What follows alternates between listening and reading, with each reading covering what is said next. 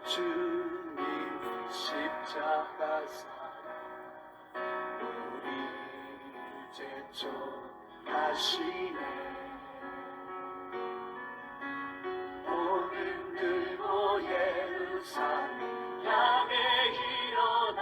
하나님의 말씀의 원전을 직역하는 것이 얼마나 중요하고 시급한 과제인가를 말씀을 드리도록 하겠습니다. 자, 하나님께서 천지 만물을 창조하실 때에 말씀으로 천지 만물을 창조하셨습니다. 창세기 1장 1절이죠. 그런데 요한복음 1장 1절에서 3절에 보면 말씀이 태초에 하나님과 함께 계셨고 그 말씀이 곧 하나님이시다. 아주 중요한 말씀을 합니다. 그때 헬라어 원어인 로고스라는 이 말씀은 예수 그리스도를 말합니다. 또 요한이 계속해서 이야기합니다. 요한복음 1장 14절에 말씀이 육신이 되어 우리 안에 거하신다고 합니다. 그러면 하나님의 말씀을 우리가 이렇게 해석할 수 있습니다. 하나님의 말씀이 인격으로 우리의 눈에 보이게 이 땅에 오신 분은 예수 그리스도고, 하나님의 말씀이 성문화되어져서 또 책으로 기록되어지면 그것이 성경 말씀이 되는 것입니다. 자, 그러면 하나님의 말씀을 우리가 정확하게 이해하지 못하면 천지 만물의 창조도, 또 이 만물을 다스릴 때 하나님 말씀으로 다스리고, 말씀이 되시는 그분이 이 땅 위에 육신이 되어 오셨고 그분을 우리는 예수 그리스도라고 하고, 에베소서 1장 10절에 모든 만물이 그리스도로 인하여 통일되어지고, 요한계시록의 맨 마지막에 그 말씀이신 예수님이 이 땅에 재림의 주로 오셔서 심판의 주로 오셔서 모든 만물을 심판하신다. 그러면 보세요.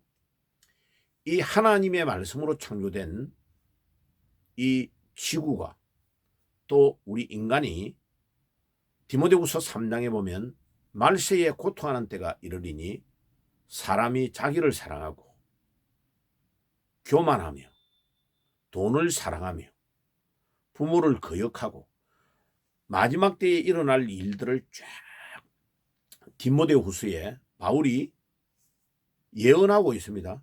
그런데 너무나 놀랍게 지금 2000년 후에 살아가고 있는 우리가 딱 디모데후서 3장의 시대를 살아가고 있습니다.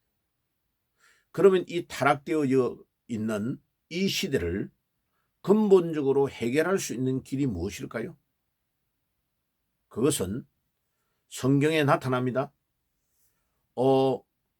모든 성경의 이 타락은 아모스서 8장 11절에 보면 하나님의 말씀이 없는 기근과 기갈을 당하는 시대고, 또 하나님에 대한 지식이 없어서 전 인류가 멸망하고 있다고 호시아서 4장 4절과 6장 6절은 이야기합니다. 그러면 결국은 하나님의 말씀을 회복하지 않으면 디모데후서 3장의 말세에 고통하는 이 때를 극복하거나 회복할 수가 없습니다. 그리고 디모데후서 3장 14절에서 17절 마지막 부분에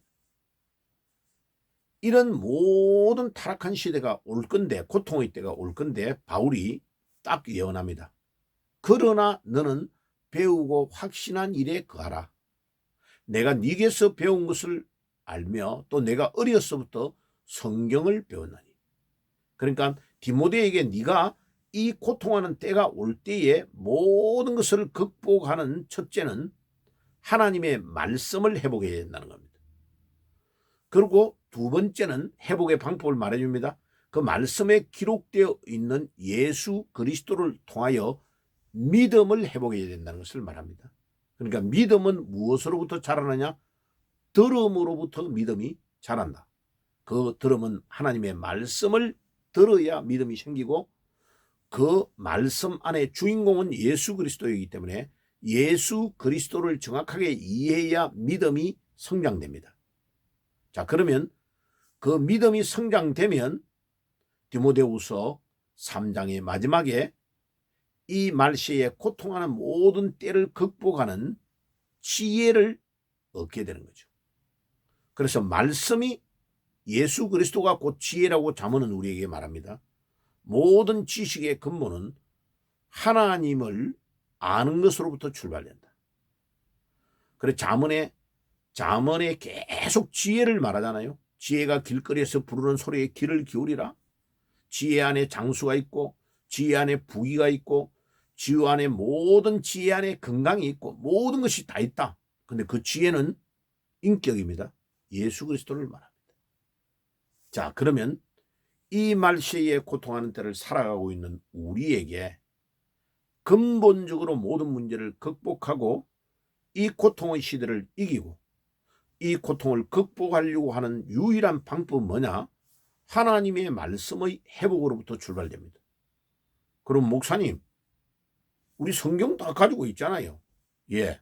문제는 중세 시대의 종교 개혁자들이 그 당시에도 성경이 있었습니다. 뭐 교부들은 거의 라틴어로 기록된 성경을 가지고 있었죠. 그 성경이 정확하지 못하고 정통에서 나오는 원전이 아니고 다른 데의 그 천주교에서 나오는 것을 가지고 있으니까 문제였죠. 자, 그러면 우리가 다시 2000년 전으로 되돌아가 볼게요. 예수님 이전에 성경이 기록되어서 예수님도 구약 성경을 거의 외웠습니다. 그리고 유대인들은 성인식 할 때에 구약 성경을 외워가지고 그거를 랍비가 몇 장 몇 절을 읽어 외워봐 이러면 그거를 외워야 14세에 성인식에 통과가 돼서 성인으로 식을 올리고 대접을 받습니다. 그런데 그 구약의 성경에 기록되어지고 예언되어진 그분이 실제로 이 땅 위에 오신 것입니다. 2000년 전에. 그리고 그분이 마가요한의 다락방에서 제자들을 3년 6개월 동안 동거동락하며 양육하셔가지고 길러낸 제자들이 성경을 기록을 한 거죠. 그게 신약 성경입니다. 자, 그래서 신약 성경은 제일 마지막으로 기록한 사람이 요한입니다. 사도 요한. 사도 요한이 AD 99년에 세상을 떠났으니까 거의 1세기의 성경 기록은 완료가 된 겁니다. 자, 그런데 AD 67년에 66년 말에 네로 황제 때에 로마가 큰 방화 사건이 일어난 것을 계기로 유대인들이 방화했다는 걸로 덮어씌워서 유대인들을 막 무참하게 죽이고 기독교인들을 죽였습니다. 그러니까 순교를 대다수 사도들은 그때 바울과 베드로와 같은 사도들은 다 순교당하고 나머지 교인들은 흩어져서 카타콤과 같은 지하 무덤 밑으로 동굴로 그 다음에 북부 알프스 이태리 북부에 있는 알프스 산맥 계곡 같은 데에 사람이 잘 오지 않는 험준한 산으로 도피해 갔습니다. 예, 그들을 계곡교회 혹은 왈덴시안 처치라고 부릅니다. 그들이 격리되어서 사도들이 증거했던 그 순수한 복음을 세상과 격리해가지고 그들이 말씀을 읽고 기도하면서 손으로 수기하기 시작했던 것, 양피지, 뭐 나무 껍데기, 뭐 이런 여러 가지 옷감 같은 이런 데에 기록했던 그 기록이 이제 남게 된 거죠. 원본인 성경은 어디론가 사라져버리고 성경에 이 손으로 수기했던 것들이 남은 거죠. 그래가지고 1000년이 지난 후에 16세기에 종교개혁자들이 이 천주교는 완전 타락되었다. 원래의 기독교가 아니다. 그래서 원래의 기독교의 순수성을 유지하고 있는 왈덴시안 처치와 카타콤의 지하 동굴 이런 데서 숨어있던 자들이 종교 개혁자들과 연결되어서 그 신앙이 천년 만에 부활을 하는데 그것이 성경 원전을 직역하는 것으로부터 출발되었습니다. 거기에 많은 공로자들이 있는데 대표적인 인물이 에라스무스입니다. 그래가지고 1616년, 17년 그 정도에 성경이 출판 인쇄술이 발전되면서 이제 성경이 종이로 기록되게 된 것입니다. 자, 이 성경 원전에서 직역한 이 직역이 엄청난 영향을 주고 종교개혁을 일으킬 때에 루터가 에라스무스가 번역한 이런 성경들을 참고로 루터판 성경을 숨어서 번역합니다. 신약성경부터 먼저 번역했죠. 그리고 나중에 구약성경을 번역합니다. 자, 이것이 독일어의 문법과 언어의 체계를 완성하는 계기가 되었고 어려운 독일어를 평민들이 다 성경을 읽을 수 있도록 번역되므로 그 번역의 놀라운 충격 효과가 유럽 전역을 휩쓸게 된 것입니다. 그래가지고 비로소 영어권에 1611년에 킹 제임스 버전이 번역됩니다. 자, 그러면 번역된 킹 제임스 버전이 완전한 성경이라고 주장하는 사람들이 한국에 지금 나타났습니다. 그 말이 맞느냐? 틀립니다. 왜? 원전을 전공한 저로서는 언어가 가지고 있는 한계가 너무 많다는 것을 잘 알고 있습니다. 완전한 성경, 완전 무결한 성경은 하나님이 직접 전달해 준 성경, 원본 외에는 완전 무결하다는 말을 쓸 수가 없습니다. 왜? 하나님이 모세에게 직접, 하나님께서 바울에게, 하나님이 베드로에게, 요한에게 직접 우리 주님께서 계시하시고 하신 말씀은 완전하죠. 그런데 인간이 손으로 수기해가지고 파피루스, 양피지, 그 다음에 뭐 종이에 이런 것은 인간의 기술을 이렇게 거치는 동안에 오류가 나올 수 있습니다. 자, 그러면 킹제임스 버전 같은 데에 번역이 원전에서 오류된 것이 없느냐? 있습니다. 그러니까 그것을 완전 무결한 성경이라고 말하면 번역된 성경을 그거는 번역사를 잘 이해하지 못하는 말을 하는 것과 다름없습니다. 그럼 목사님, 완전 무결한 성경이 없는데 우리 신앙생활에 문제가 없나요? 예, 거의 문제가 없습니다. 왜?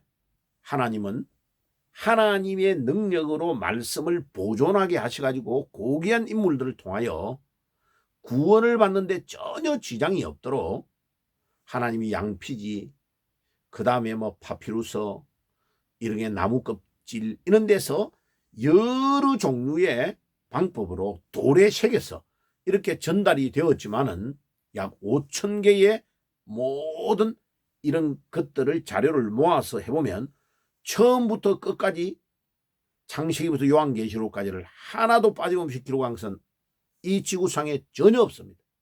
5,000개 모두가 다 다릅니다. 그런데 그거를 다 모아보니까 상당히 놀라운 회복을 하게 돼서 성경학자들의 고전과 모든 것들을 볼 때에 거의 99%, 99.99%는 회복되어 있는 상태이기 때문에 우리 믿음에 전혀 문제가 없습니다.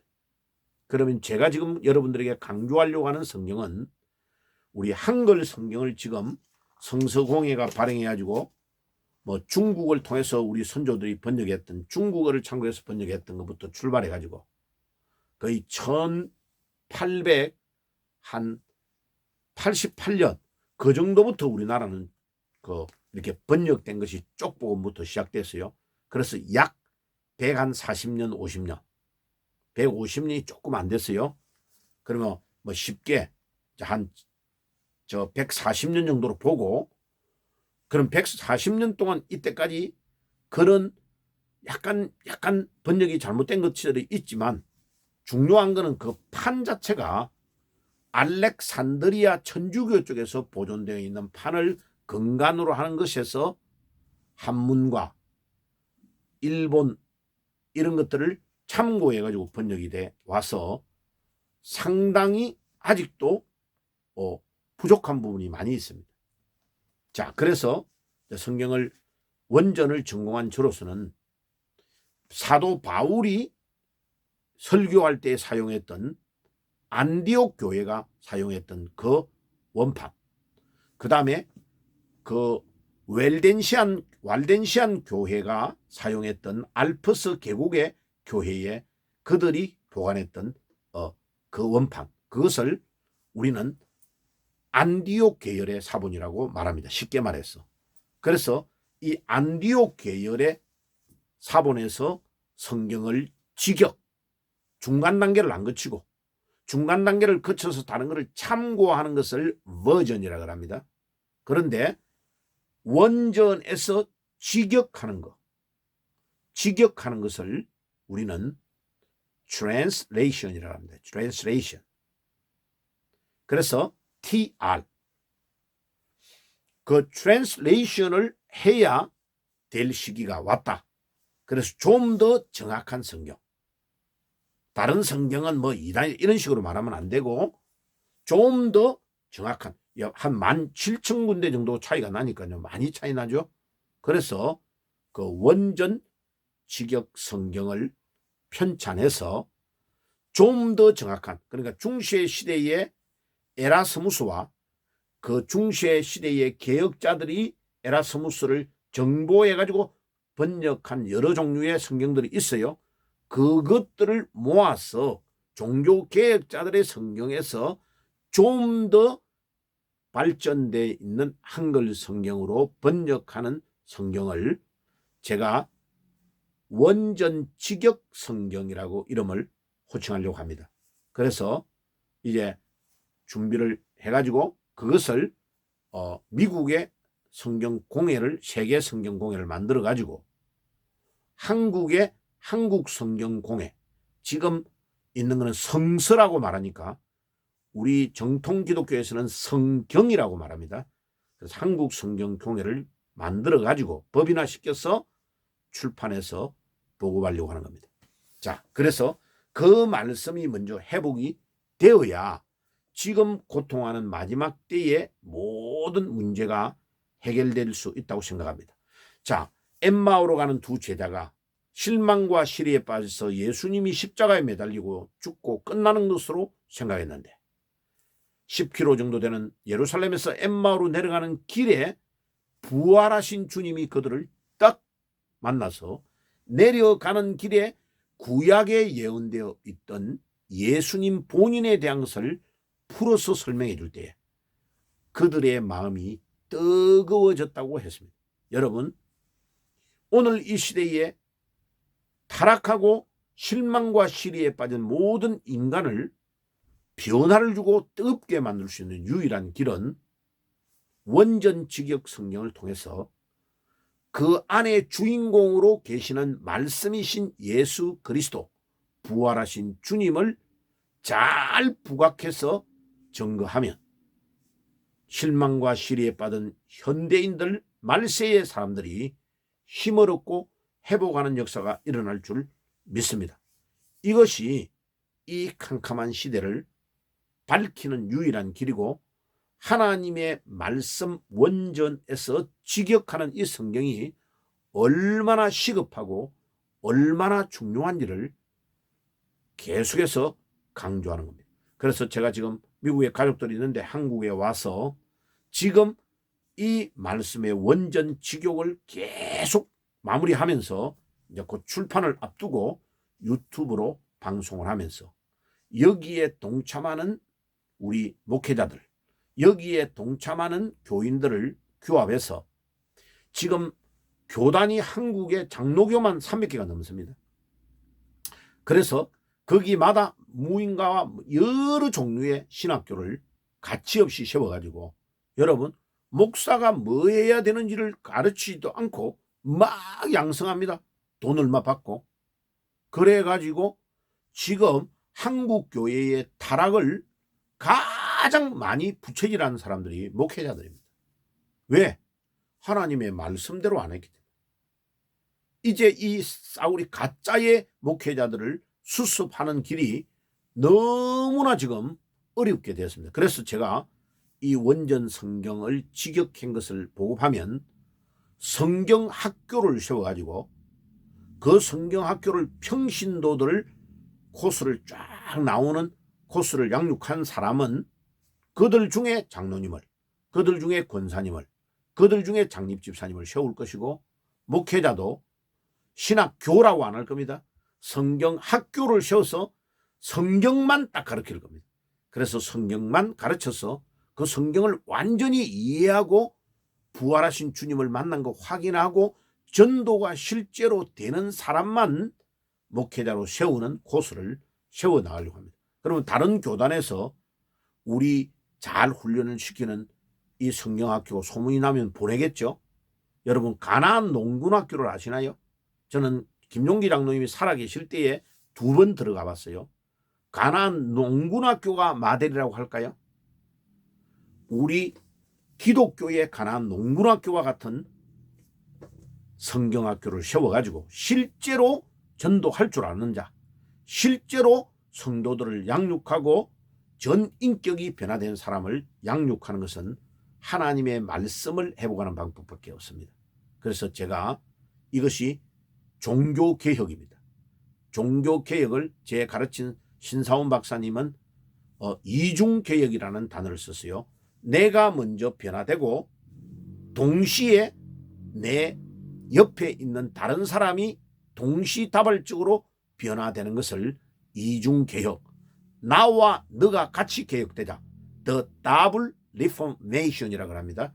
이중개혁의 운동을 일으키기 위해서 제가 한국에 왔고 성경 원전을 출판하려고 합니다. 성경 원전 직역 성경을 출판하려고 합니다. 여러분들 기도 많이 해주시고 동참해 주시기를 주님의 이름으로 축복합니다. 기도하겠습니다. 하나님 감사합니다. 오늘도 성경 원전이 왜 필요한지를 말씀을 드렸습니다. 말씀을 듣는 모든 분들에게 감화 감동을 주시고 이 거대한 종교개혁의 운동에 많은 동력자들을 만날 수 있도록 축복해 주시옵소서. 예수님의 이름으로 기도드리옵나이다. 아멘. 지금은 우리 주 예수 그리스도의 은혜와 하나님 우리 아버지의 사랑하심과 성령님의 교통하심이 디모데후서 3장 그대로 말세가 되어 지금 고통하는 때가 되었는데 이 모든 문제를 해결하는 방법은 원전 직역 성경을 출판하여 그 안에 자정하시는 주인공이신 부활하신 주님을 통해서만이 개혁이 가능한 줄 믿습니다. 이것을 믿고 나아가는 모든 주의 백성들 머리 위에 지금부터 영원까지 항상 함께 계실지어다. 아멘. 영원한 주님 십자가 사랑 우리 이제 쫓하시네 오늘 들고 예루살렘 향해 일어나 너 거침없이 나아가라 영원한 주님의 십자가 사랑 우리 이제